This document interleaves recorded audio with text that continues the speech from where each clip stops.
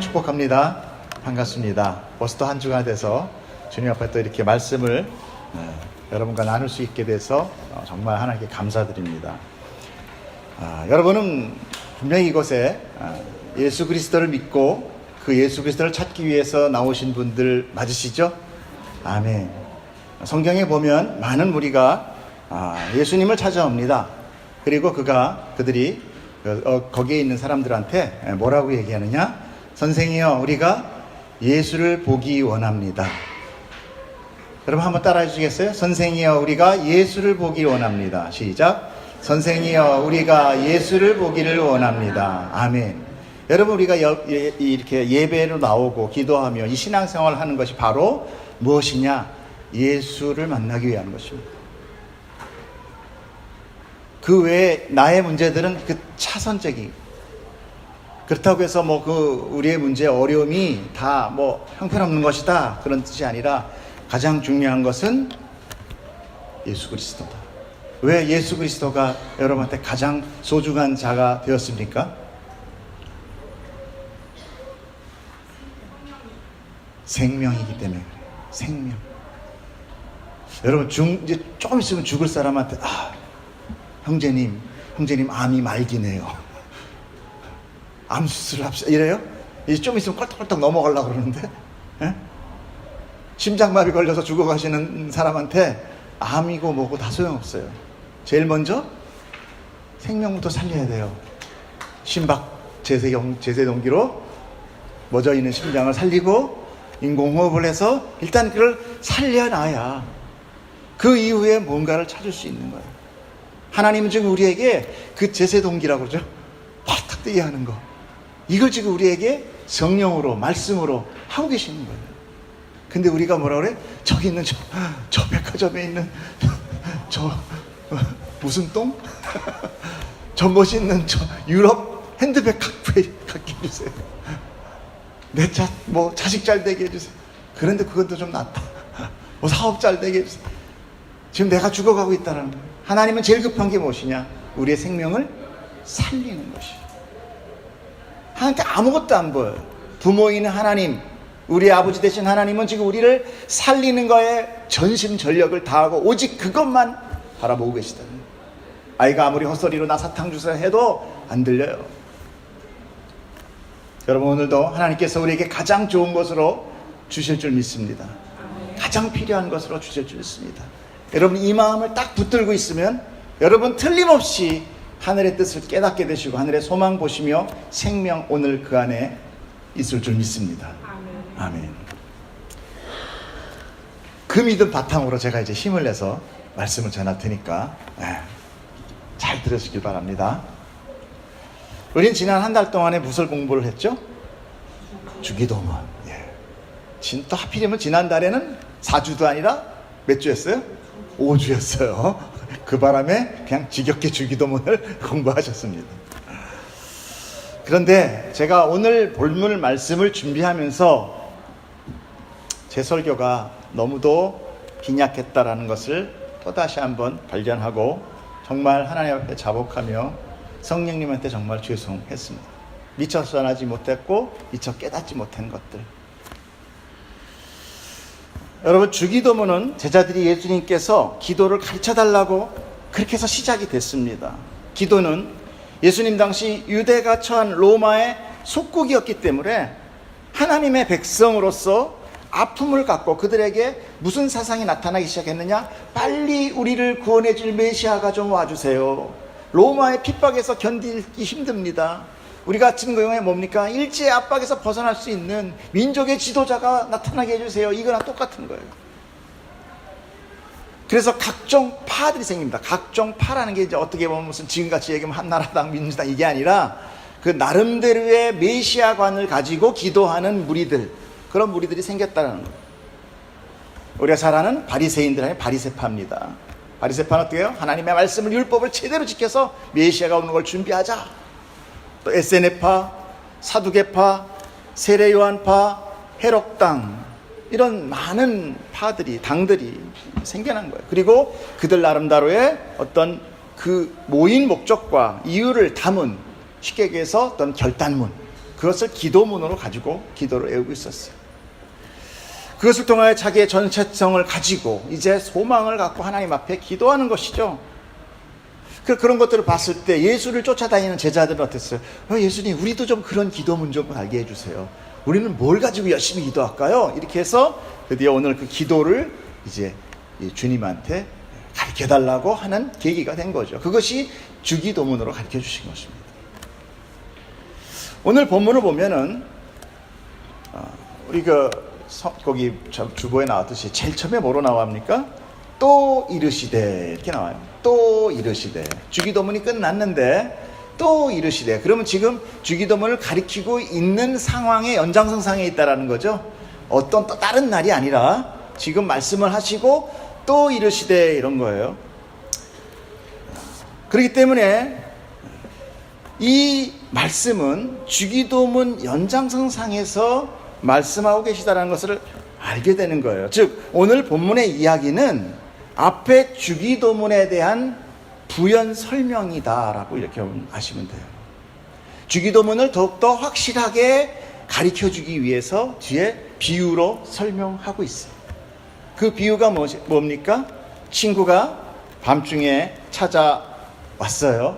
그런데 대접할 먹거리, 떡이 없는 거예요. 그래서 그 떡을 구하러 그 마을에 다른 친구, 떡이 있는 친구네 집에 가서 떡 좀 구해줘 라고 하는 어떤 상황극을 예수님께서 제자들에게 말씀하고 계십니다.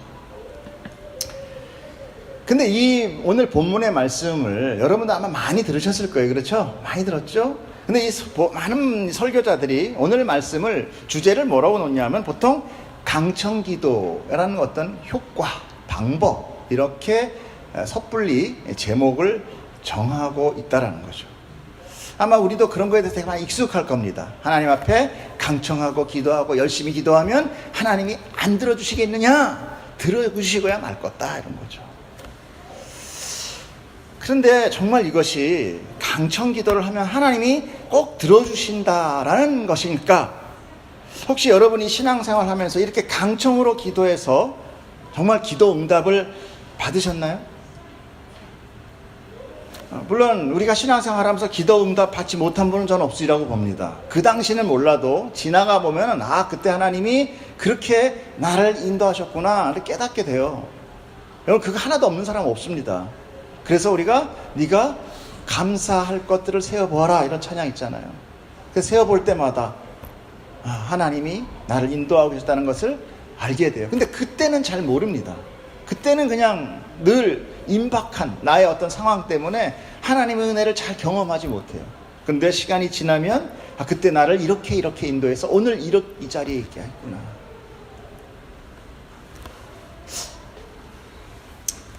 그렇다고 해서 우리가 강청을 했기 때문에 그 응답을 받았다라고 얘기할 수는 여러분 딱히 없단 말이에요. 어쩌면은 기도 안 했는데도 하나님께서 해주신 경우도 왕왕 있어요. 그렇지 않나요? 꼭 기도해야만 응답하시나요? 하나님께서? 어떤 때는 하나님께서 정말 우리의 부모 되주셔서 알아서 우리를 선한 길로 인도하시는 경우가 훨씬 더 많습니다. 부지 중에 그렇게 살았는데 하나님께서 우리를 더 선한 길로 하나님의 뜻 가운데서 인도하신 것을 우리가 깨닫게 되는 거예요. 만약에 하나님께서 우리의 강청함으로 인하여 꼭 기도 응답을 해주시는 분이라면 하나님의 뜻은 언젠가 누군가의 강력한 그 강청 기도로 인하여 변경될 수 있다라는 것을 우리 꼭 기억해야 돼요. 내가 강청하니까 하나님이 이렇게 갈래다가 그래 내가 강청하는구나. 그리고 만약에 응답을 들어준다면 내 기도 응답이 된 것이 만약에 누군가의 또 엄청난 강력한 강청 기도로 인하여 기각될 수도 있다. 변경될 수도 있다는 것도 우리 인정해야 된다는 거예요. 그러진 않을 거 아니겠습니까? 이 세상의 복이라는 것은요 공평하지 못합니다. 그렇잖아요? 내 자식이 대학에 합격해 주세요 기도해서 대학에 합격되면 누군가의 자식은 떨어져야 돼요. 그렇죠? 항상 기회라는 것은 유한한 거예요. 이 땅에서 주는 것은 무한하지 않습니다. 내가 잘 살면 누군가는 휘물문 흘려요. 이게 세상의 법칙이에요. 그러면 열심히 노력해서 당연히 그 기회를 얻어야 할 자가 만약에 그렇지 않은 자의 그저 강청하는 기도로 인하여 그의 기회가 박탈된다면 우리는 그런 하나님을 과연 믿음의 대상이요 또 신앙의 어떤 목적지로 그분을 의지하고 살아갈 수 있겠냐는 거예요. 믿음의 대상이라는 것은 변질되면 안 됩니다. 변질되면 안 돼요. 그래서 우리의 하나님은 변치 않으신 분이라는 거예요. 그게 필요한 거예요. 그래서 하나님께서 변치 않으신다는 성경에 그 얘기가 왜 들어가 있는가? 그 믿음의 대상이 될 수 있다는 것입니다. 또 공평하신 거예요. 공의의 하나님인 거예요. 그 공의의 하나님인 것은 나를 위해서 선한 일을 행할 수도 있지만 내가 죄를 졌을 때 그거에 대한 대가를 나에게 지불하신다는 것도 알아야 돼요. 그래서 우리가 경외하는 겁니다. 공경하면서도 두려워해야 될 대상이 하나님이다. 그렇지만 그럼에도 그분의 그런 성격 때문에 성품 때문에 우리는 그를 믿을 수 있는 자가 되는 것입니다. 할렐루야. 여러분 그림자는 시간이 지나갈 때 아침에 떠가지고 가면 그림자가 이렇게 돌아가죠. 근데 성경에서 하나님께서 뭐라고 그래요? 하나님은 회전하는 그림자가 없다고 그러세요. 아 그러면 뭐 투명인간인가? 그 얘기가 아니에요. 시간이 흘러도 변치 않으신다라는 것입니다. 그러나 하나님은 그런 외부의 어떠한 영향도 받지 않으시고 홀로 뜻을 세우시고 홀로 완성하시는 분. 그렇기 때문에 우리의 믿음의 대상이 되는 거예요. 그렇다면 오늘 이야기가 과연 강청 기도를 하라고 가르쳐주는 것인지 아니면 뭔가 다른 뜻이 있는지를 오늘 우리가 좀 공부를 하려고 합니다. 오늘 본문 역시 아까도 말씀드렸다시피 주기도문이라는 것과 연관되어 있는 하나의 기도의 방법을 다시 설명해 주겠습니다. 어떤 사람에게 한밤중에 친구가 찾아왔는데 그 친구를 대접할 떡이 없었다는 것입니다. 그래서 한 마을에 같이 사는 친구에게 찾아가 떡을 빌리러 한 것이에요. 그런데 그 친구가 귀찮아하는 것 같은 그런 상황이 이 비유의 끝부분에 붙어 있어요. 그리고 그 비유는 그저 끝이 납니다. 질문하는 거로 끝이 나요. 그런데 안 주겠냐? 이러고 끝나요. 그냥 거기에 친구가 나중에 일어나서 떡을 줬다는 얘기도 없고 그냥 예수님께서는 이러이러한 일이 있는데 밤에 찾아와가지고 가서 얘기하면 그 친구가 잠자리에 누웠다고 귀찮다고 해서 떡 안 주겠니? 이렇게 되물으면서 그냥 끝나버린다는 거예요. 어쩌면 굉장히 비유가 좀 어정쩡합니다. 여러분들 읽으면서 이게 무슨 뜻이지? 라고 아마 생각하셨을 거예요. 그리고 그 비유가 끝나고 나서 그 뒤에 이제 그 비유에 대한 주님의 설명이 이어지고 있어요. 그리고 그 말씀 속에서 그가 친구일지라도 덧댐으로 인하여도 귀찮아서 떡을 주지 않을지 몰라도 그가 그렇게 간청함으로 인하여 죽지 않겠니? 라고 제자들에게 말씀하십니다. 그래서 이제 이 간청 때문에 이 강청기도라는 것이 나오는데 도대체 이게 무슨 뜻일까? 이 비유를 잘 이해하기 위해서는 이 비유의 실체인 그 앞에 주기도문을 좀 잠깐 또 다시 한번 정리를 하고 이거를 봐야 정확하게 볼 수 있어요. 주기도문은 어떤 학자는 제가 설명해 드린 것과 같이럼 마지막 6번째를 이제 시험에 들게 마시고 악에서 구원하십시오. 저는 한꺼번에 다 이렇게 하나로 묶었는데 이걸 2개로 이렇게 구분을 해가지고 7가지로 나눕니다. 뭐 뜻은 다 똑같아요. 근데 이제 학자들이 나눴다는 얘기죠. 그리고 그 7부분을 7개를 이제 이렇게 제가 PPT를 좀 준비했는데 7개를 좀 안 보이죠? 7개를 첫 번째부터 7개를 이렇게 쭉 나눠서 첫 번째는 A, 맨 마지막에 7번째는 A 다시, 또 2번째는 B, 6번째는 B 다시 이런 식으로 서로 이렇게 마주쳐 놨다는 말이에요. 이해 가시죠? 앞뒤로 한 쌍씩 이렇게 연결을 해 놓은 거예요.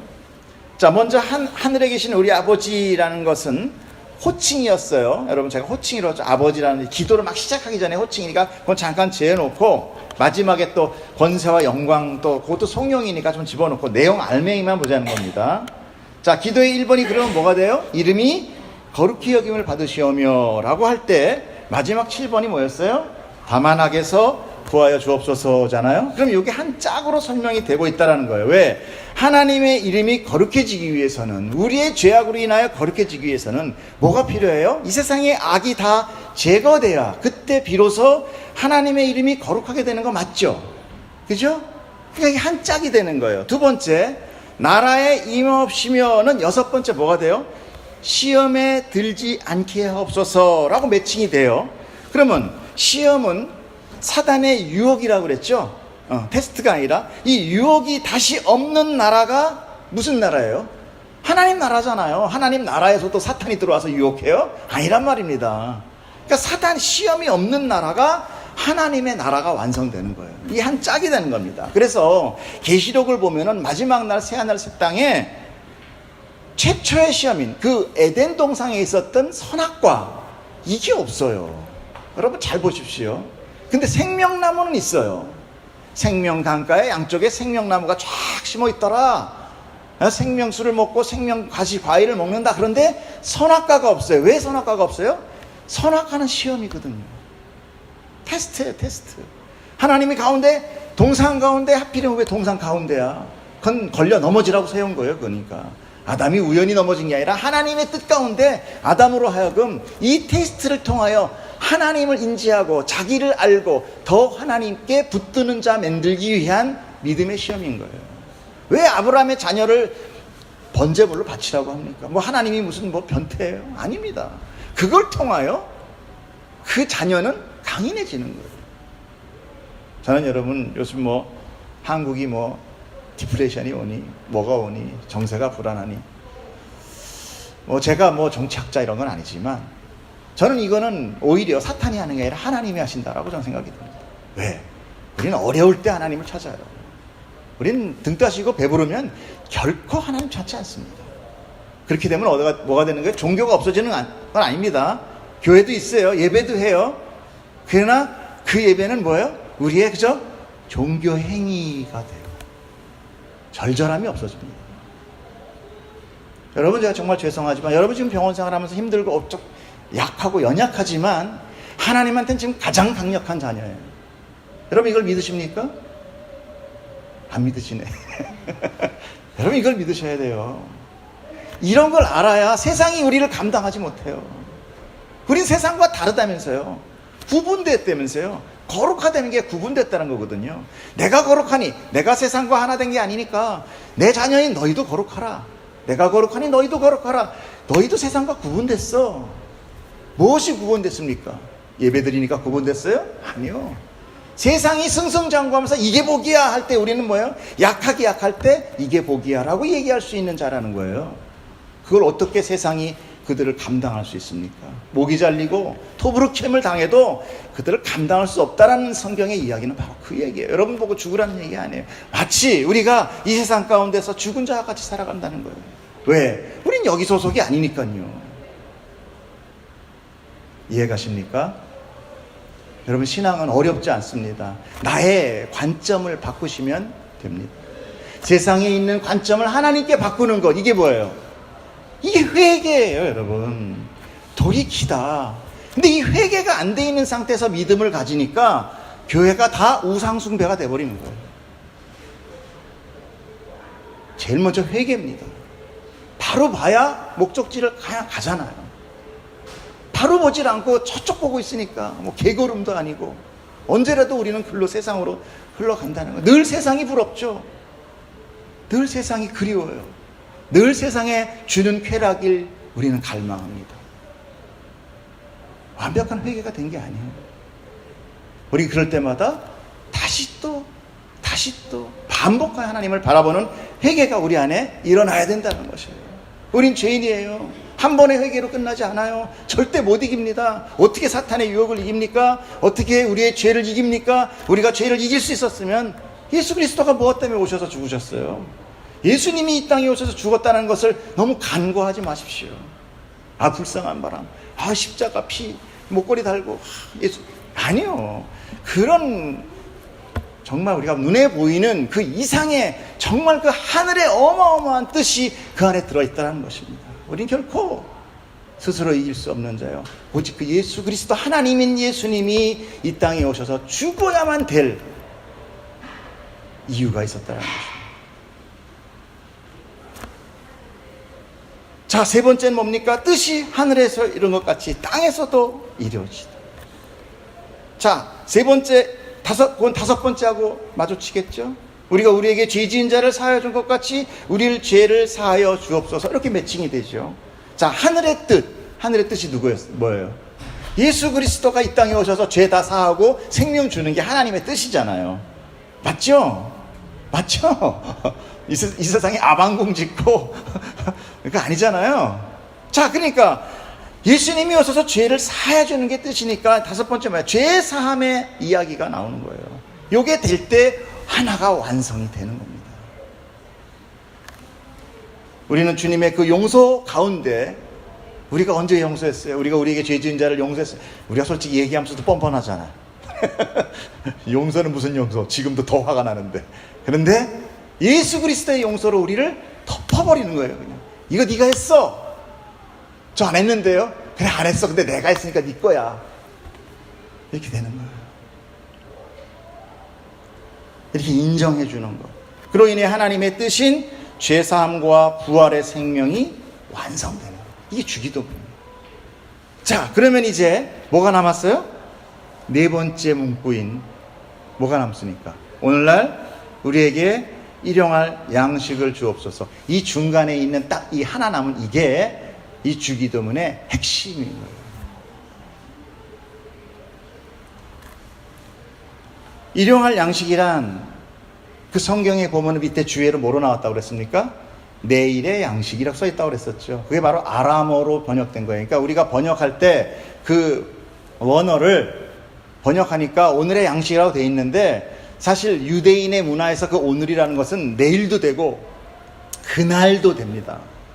그걸 그냥 우리나라가 그냥 한글로 번역할 때 오늘 일용할 양식이라고 이렇게 해놓은 거예요.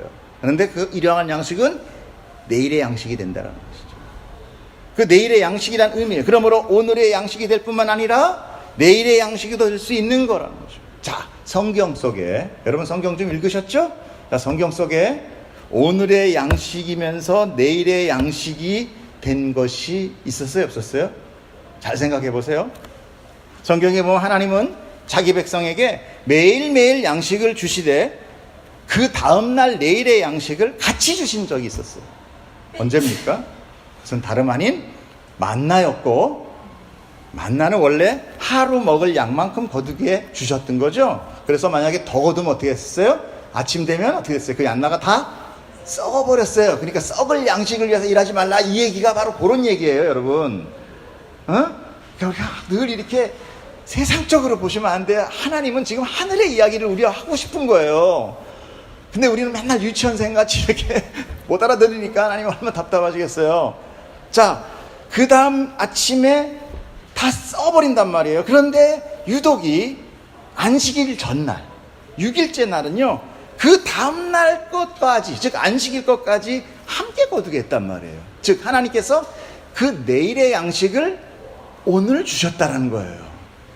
자, 출애굽기 보겠습니다. 모세가 이르되 오늘 그것을 먹으라. 오늘은 여호와의 안식일인즉 오늘은 너희가 들에서 그것을 얻지 못하리라. 엿새 동안은 너희가 그것을 거두어 일곱째 날은 안식일인즉 그날에는 없으리라 하였으나 일곱째 날에 백성 중 어떤 사람이 거두러 나왔다. 자, 여섯째 날은 마지막 날은 안식일 것까지 이틀분을 얻었다라는 거죠. 그러므로 이스라엘 백성들은 6일의 아침에 나가서 그날과 그 다음 날의 양식을 거두면서 그들은 무엇을 생각했을까요? 2배로 거두면서 뭘 생각을 해요? 내일 안식일을 생각할 거 아닙니까? 그렇죠? 그래서 제가 소풍 가방에 도시락 싸고 김밥 싸고 바나나 넣으면서 아이들이 무슨 생각을 한다고 그래요? 소풍 가는 날을 생각한다고 그랬잖아요. 그랑 똑같이 내일의 양식을 우리가 그 이스라엘 백성이 거두면서 그들은 분명히 안식일이 내일 올 거라는 것을 믿은 거예요. 틀림없이 오죠. 그러면 이 이야기는 바로 무슨 얘기입니까? 하나님이 안식일을 위한 양식을 줬다라는 것은 하나님께서 분명히 그 안식일을 이 땅에 오게 하실 거다, 안 오게 하실 거다? 오게 하실 거다. 그 안식일은 뭡니까? 하나님의 나라잖아요. 완전한 하나님의 나라. 그러니까 우리가 창세기 때 제가 말씀드렸지만 이 7일간 창식하시죠? 6일째까지 6일날 사람 만드시고 7일날이 뭐였어요? 하나님의 안식일이란 말이에요. 근데 사람은 몇째 날 창조돼요? 6일에 창조돼요. 6일째. 그러니까 사람은, 우리는 인생은 6일을 살아가는 자들이다 라고 얘기해요. 신학자들이. 우린 6일째 살아가는 자예요. 그런데 하나님께서 이 6일째 살아가는 자에게 무슨 소망을 줘요? 안식일의 소망을 주고 있다는 거예요. 안식일은 뭡니까? 그 다음 날, 그날, 내일, 바로 그날, 하나님의 날, 하나님의 나라. 하나님이 온전히 통치하는 그 나라. 그 나라를 소망하게끔 만드신다는 거예요. 그들이 바로 여러분들이에요. 안 기쁘세요? 안 기쁘세요? 저는 기쁜데. 여러분, 이런 걸로 우리가 기뻐할 수 있어야 돼요. 그게 진짜 신앙에 실력 있는 자들이에요. 오늘 내가 잘 됐어. 로또가 됐어. 그래서 너무 기뻐하세요. 그걸 저도 좀 나눠주시고. 근데 그것이 다 중요한 것이 아니라 정말 우리의 믿음, 이 신앙 안에서 우리가 기뻐하는 그 기쁨은 우리가 병이 낫고 뭐가 좋은 일이 생기는 그 기쁨이 아니라 이런 하늘의 뜻을 우리가 알아가는 그 기쁨. 내가 이런 사람이 아니구나. 축복합니다. 여러분, 죄인은 하나님의 전격적인 공급, 그 에덴 동산이라는 하나님께서 다 공급해 주셨잖아요. 그 공급에서 끊어져서 스스로 자기를 위해 사는 자가 되는 거예요. 여러분, 처음에 사단의 유혹이 아담 하와한테 와서 뭐라고 했습니까? 너도 하나님 같이 될 수 있어. 왜 그 밑에서 그렇게 빌빌대? 너도 네 삶을 네가 주체적으로 살아가봐. 이거 아니었습니까? 얼마나 멋있어요. 여러분, 얼마나 멋있어요. 에? 내 일을 내가 스스로 하자. 이거 얼마나 멋있습니까? 근데 하나님한테 이게 죄인 거예요. 그러니까 여기부터 우리는 안 맞아요, 하나님하고. 그러니까 우리가 하나님을 안다 깨닫는다는 거, 여러분, 우리 노력 아니에요. 성령이 우리를 이쪽으로 끌고 오는 거예요. 우리 생각으로는 도저히 하나님의 뜻을 우리가 받아들일 수가 없어요. 그럼 뭐야? 나는 그냥 가만히 누워가지고 하나님이 주는 음식만 먹어야 되나? 네, 맞아요. 근데 그거 절대 안 됩니다, 우리는 그게. 왜? 죄가 있기 때문에 그래요. 죄는 뭐예요? 계속 나를 정죄합니다. 야, 너 뭐해? 너 뭐해? 내가 열심히 해야지. 사단의 유혹이 그랬어요. 하와, 아담 역시 그거에 동조한 거예요. 그래, 나도 할 수 있어. 하나님이면 내가 자꾸만 하나님한테 빌부터 거지같이 내가 할 수 있지. 그리고 딱 자기가 나선 거, 그게 바로 아담의 죄예요. 그러므로 하나님이 보시기에 우리가 우리를 위해서, 나를 위해서 열심히 사는 그 모든 것, 이 세상의 모든 그 규정, 그 진리, 그 규칙이 하나님 보시기엔 다 죄예요. 이것도 여러분 이해되기를 축복합니다. 여러분, 일하지 말아라, 뭐 마음대로 살아라, 죄져라, 이게 아니라 여러분 그 뉘앙스를 여러분 깨닫으실 거죠? 네, 우리는 실력이 좋으니까 제가 뭐 똑같이 얘기해도 찰떡같이 들으실 줄 믿습니다. 아멘. 그래서 안식일에 일하면 죽이라고 그런 거예요. 아니, 뭐 안식일에 일했다고 죽기까지 해요. 생각을 해보세요. 근데 여러분, 성경 읽으면서 우리는 절대, 너무 믿음이 좋아서 성경 읽으면서 절대 우리가 의문을 안 다뤄. 믿음이 너무 좋아. 그냥 하나님이 그냥 아멘, 아멘이네. 근데 되게 안에서는 궁금한 거지. 아니에요. 궁금하면 얘기해야 돼요. 물어봐야 돼요. 알아봐야 돼요. 그래서 우리가 목사를 세우는 거예요. 성경을 알게 하기 위해서. 목사가 여러분의 인생과 신앙을 이끌어가는 거 아닙니다. 여러분, 착각하지 마세요. 우리는 유교적인 사상이 있어. 자꾸만 스승님 뭐 이래가지고 자꾸만 목사를 이렇게 하는, 아니에요. 목사는 여러분 똑같이 믿음 없는 자예요. 그런데 조금 시간 많이 줘서 여러분들이 십시일반 가서 이렇게 먹을 것도 주고 해서 그 사이에 그 시간 나면 동안 성경 공부 저 해서 좀 풀어줘라. 그래서 성령님이 도와주시고 이거 하는 사람이에요. 이용하셔야 돼요.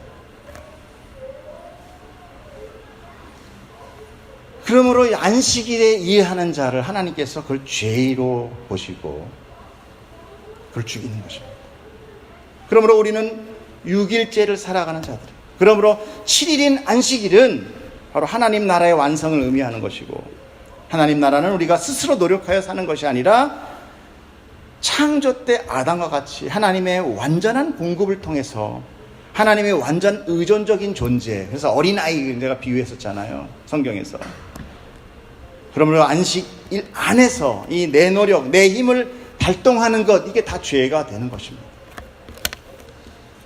자, 출애굽기 보세요. 제가 제 말이 아니니까. 7째 날은 내 하나님 여호와의 안식일인즉 너나 내 아들이나 내 딸이나 내 남종이나 내 여종이나 내 가축이나 내 문 안에 모으는 객이라도 아무 일도 하지 말라.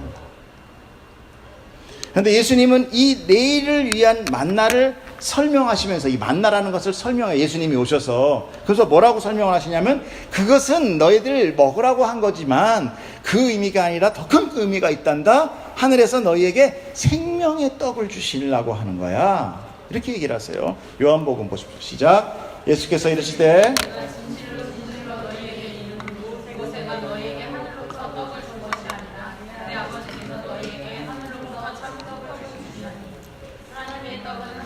내려 세상에 생명을 주는 것이니라. 그들이 이르되 주여 이 떡을 항상 우리에게 주소서. 예수께서 이르시되 나는 생명의 떡이니 내게 오는 자는 결코 줄이지 아니할 터이요 나를 믿는 자는 영원히 목마르지 아니하리라. 아멘. 그러니까 뭐예요? 이 만나는 누구였다? 예수 그리스도였다. 예수님이 뭐로 왔다? 생명의 떡으로 오셨다. 그러니까 이 주기도문은 무슨 기도다? 생명의 떡 기도라는 거예요. 생명의 떡 주세요 라고 기도하는 거예요.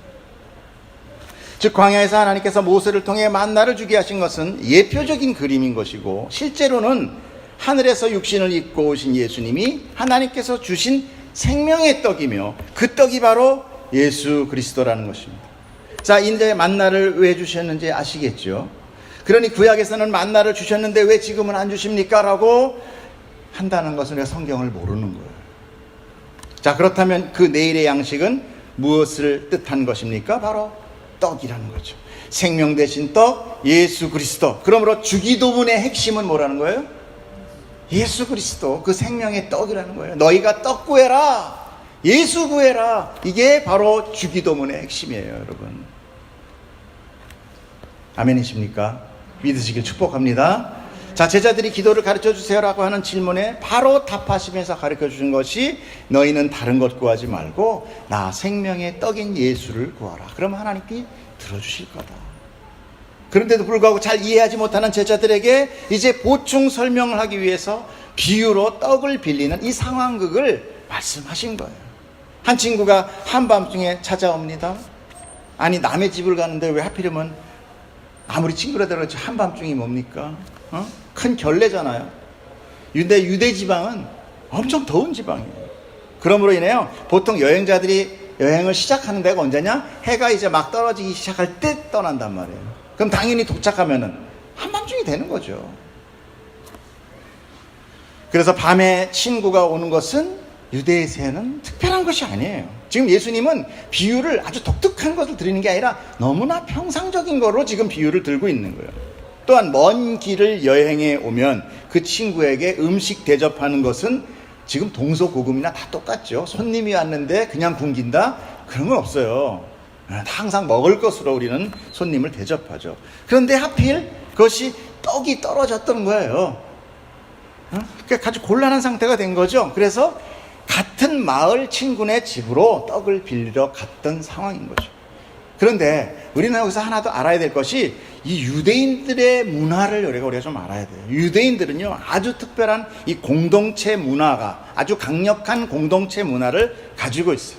그래서 무엇이든지 이 공동체 안에서 정말 친밀하고 강력한 연결이 되어 있습니다.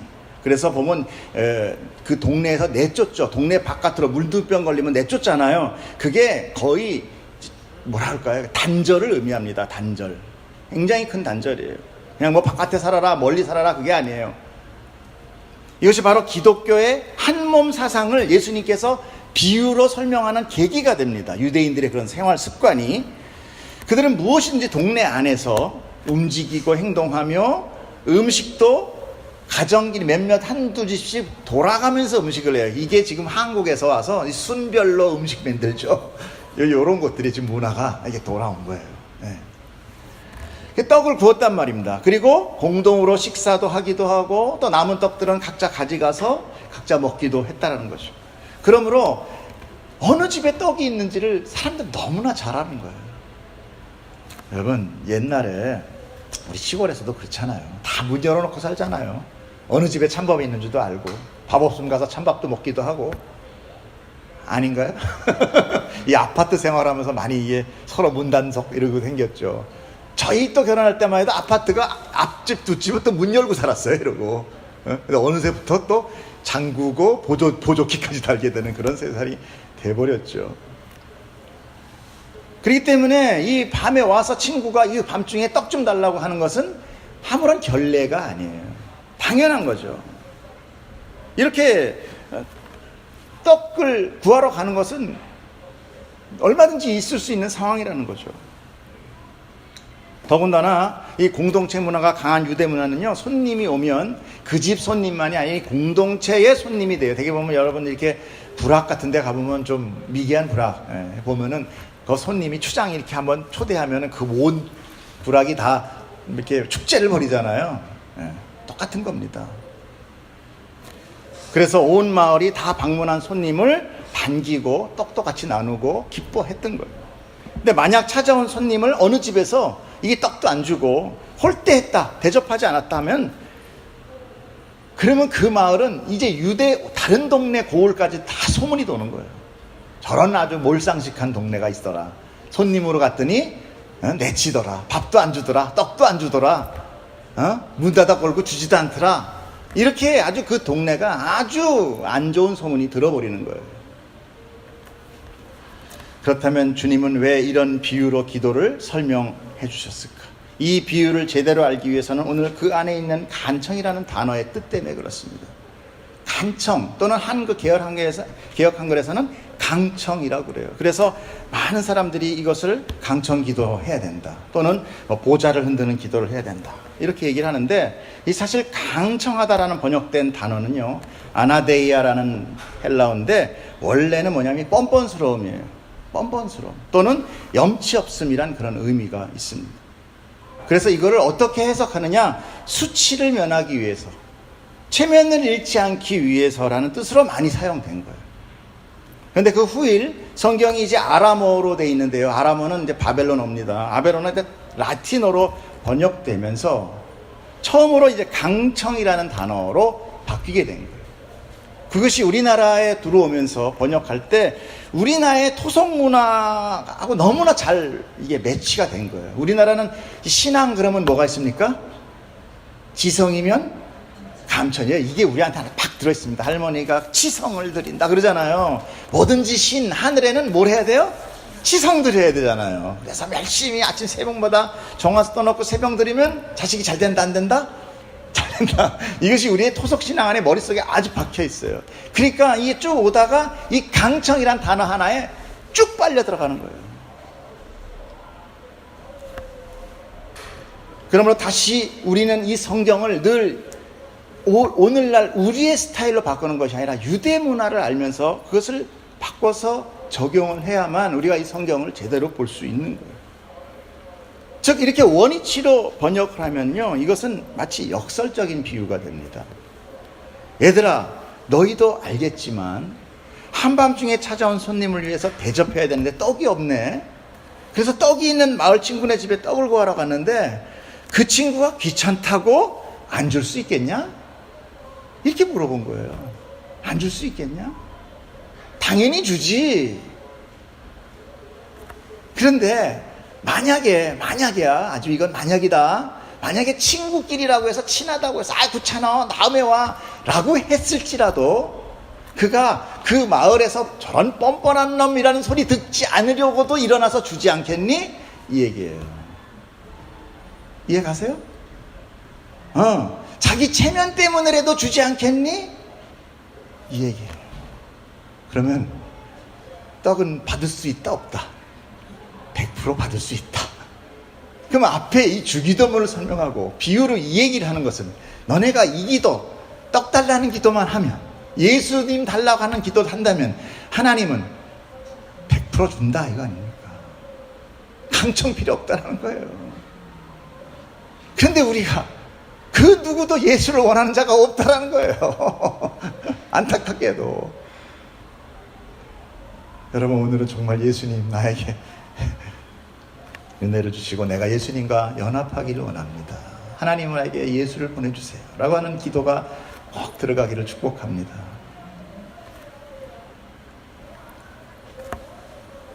성경은 어디를 펼쳐보아도 그 안에 사람의 노력으로 성취되는 것은 없습니다. 그럼 잘못 보신 거예요. 무조건 성경은 뭐로 나오느냐? 예수 그리스도와 십자가 생명으로 풀어야 됩니다. 왜? 하나님은 그 얘기하고 있는 거거든요. 그러므로 전적인 은혜로 우리에게 부어지는 거예요. 만약에 여러분 이걸 이제 여태까지 여기까지 이해가 되셨으면 그 다음은 너무 쉽습니다. 자, 9절부터 12절까지 읽어주세요. 시작. 너희가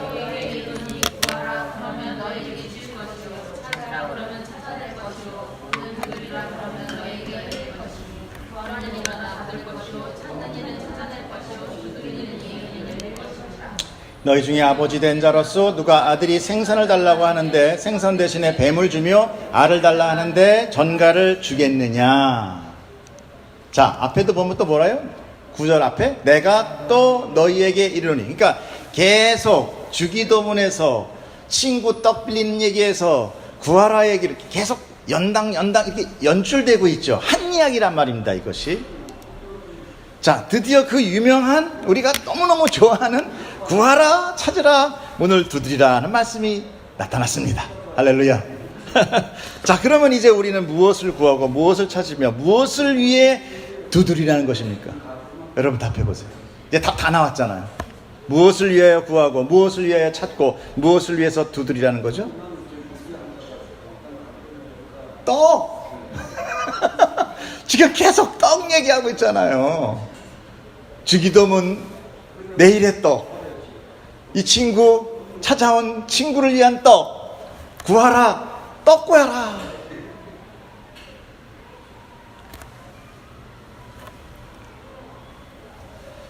이렇게 바로 붙어서 구하라, 찾으라, 두드리라는 것은 바로 떡입니다. 예수 그리스도예요. 여러분, 이거에 우리는 저기 실망이 됩니다. 또 예수야? 예. 여러분, 죄송하게도 교회에서는 여러분에게 가르쳐 줄 수 있는 말은 예수님밖에 없습니다. 더 다른 거 원하시면 다른 데 가서 알아보세요. 어쩔 수가 없어요.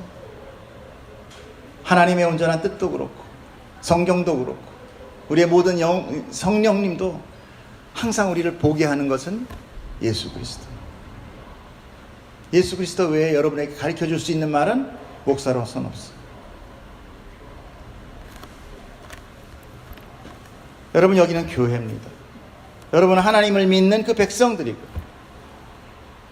그런데 왜 자꾸 저 마귀 공중권세 잡은 세상의 것을 붙들고 그걸 달라고 여기 와서 조릅니까? 우리가 정말 신앙의 분별력을 가져야 해요. 주님은 생명의 떡을 구하는 자, 즉 자신을 찾고 두드리는 자에게 하나님은 기필코 주신다는 것을 강조하고 계십니다. 아멘. 그런데 그 뒷부분이 좀 어색하죠? 마지막 뭘 본문 보겠습니다. 한번 읽어주세요. 시작.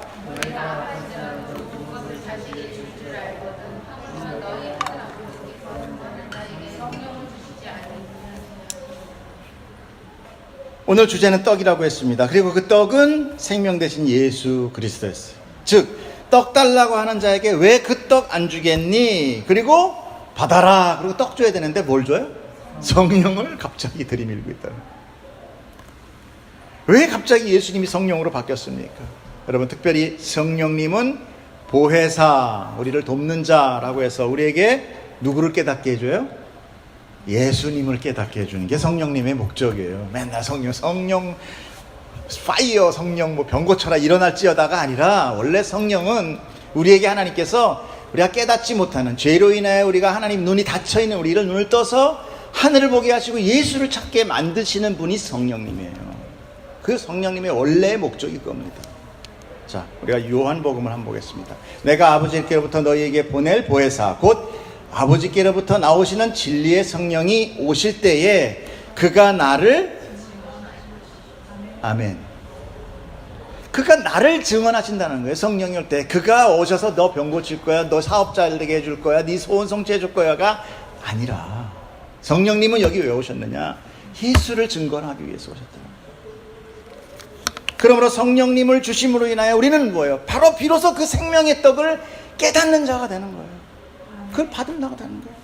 이것이 하나님이 주기도문을 통해서 우리에게 주시고자 하시는 뜻이며, 또 그 뜻을 우리가 구하면 하나님은 가장 좋은 것, 즉 성령을 주셔서 예수를 알고 믿고 연합하게 하신다는 거죠. 할렐루야. 우리는 그 은혜 때문에 우리는 천국 가는 것입니다. 그 은혜 때문에 천국 가는 거예요. 여러분, 기가 막히게 호랑이 꼬리 잡으신 분들이에요. 알지도 못하고 따라가니까 하나님 나라야. 할렐루야. 이 은혜가 여러분 안에 정말 기쁨과 즐거움과 감사의 찬송의 이유가 되기를 저는 축복합니다.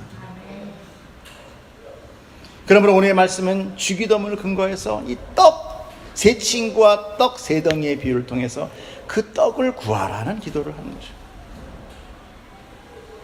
그 예수를 받으라는 것이죠. 그런데 여러분, 우리 이미 예수를 받은 자 아닙니까? 이미 받았어요. 예수님이나 우리가 연합됐습니다. 구원받은 자들이에요. 물론 마지막 최종은 아직 남아있지만, 그러나 하나님께서 택한 자, 생명책에 써있는 자는 하나님께서 완성하시는 것입니다. 그리고 우리 안에 이미 성령이 있어요. 그렇죠? 성경에서 뭐라고 그럽니까? 성령이 아니고선 네가 하나님을 주라고 시인할 수 없다고 되어 있습니다. 그리고 네 안에 성령이 있는데 네 몸이 성전인 줄 모르느냐라고 얘기하고 있어요. 우리 안에 성령님 계십니다. 그런데 왜 다시 성령을 주신다고 합니다? 특별히 오늘 주기도문을 배운 이 모든 주기도문의 이 동사, 여기 나오는 동사들은요, 부정과거형이라고 그래가지고 어느 시제 한 군데에 섞여져 있는 것이 아니라 과거, 현재, 미래를 다 통틀습니다. 즉 우리가 예수를 연합되었고 성령을 받았고 받고 있으며 받을 것이다. 그러므로 우리의 믿음은 비록 지금 구원 받았지만 아직은 완성되지 않았다라는 그 기독교의 진리가 그대로 적용되는 거예요. Already not yet. 이미 받았지만 아직은 아니야. 왜? 완성이 남았기 때문에. 그러나 그 완성은 꼭 될 거야. 왜? 누가 갖고 있기 때문에? 변치 않을 수 있는 하나님이 갖고 계시기 때문에. 그래서 우리의 구원은 안전한 겁니다. 할렐루야. 그래서 우리는 성경을 받았지만, 성령을 받았지만 또 성령을 구하라고 성경은, 하나님은, 기도는 우리에게 요구하고 있는 거예요. 계속 연장선상 안에 있다는 것입니다. 여러분, 우리 가끔씩 살아가지만 내 안에서 예수의 그 성품이 나타나지 않을 때가 너무나 많지 않습니까? 사실 어떤 때는 한 번도 안 나타나잖아요. 하루 종일 우리가 예수의 성품이 살아납니까? 성령의 9가지 열매가 나타납니까? 용서하고 자비하고 사랑하고 품어주고 이럽니까? 누가 나에서 귀따대기 하나만 때려봐 내가 10대 때리고 말까? 이러죠. 어디 왼발을 내밀어요? 그런 거 없습니다, 우리한테. 아주 난 건들기만 건드려봐 내가 아주 그냥 사족을 멸할 거야, 이러죠. 그게 우리의 마음이란 말이에요. 그럴 때마다 우리가 어떤 마음이 듭니까? 주여, 난 이렇게 사악합니다. 난 이렇게 악독해요. 그럴 때마다 기도하라는 것입니다. 성령 구하라는 거예요. 그 떡 구하라는 거예요. 그래서 내 안에 다시 한번 성령으로 덧입혀 우리 안에 예수의 성품이 다시 거듭나 살아나는 그런 용기를 우리에게 계속 완성으로 인도하고 계시다는 것을 여러분, 우리는 알아야 된다는 것입니다. 그럼 오늘 본문이 여러분에게 정말 쉬운 본문이 되지만, 그러나 하나님께서는 정말 깊은 이야기를 우리에게 하시고, 하나님은 우리를 아십니다. 절대 우리가 하나님 앞에 모른 척 이렇게 가면을 쓰면 안 돼요. 하나님 우리를 다 아세요. 내가 어떤 자인지를 아십니다. 근데 하나님 앞에 내가 거룩한 척 아무리 나가봐야 하나님께서 그것을 오히려 좋게 보지 않으세요. 우리 하나님 앞에 정말 솔직하게 나가는 것이 중요해요. 하나님, 나는 죄인이에요. 하나님, 난 정말 할 수 없어요. 그래서 하나님의 은혜가 나는 필요합니다. 하나님, 그 예수 그리스도 생명의 떡을 나에게 날마다 주시옵소서. 여러분, 그것을 구하는 자 되기를 축복합니다. 기도하겠습니다.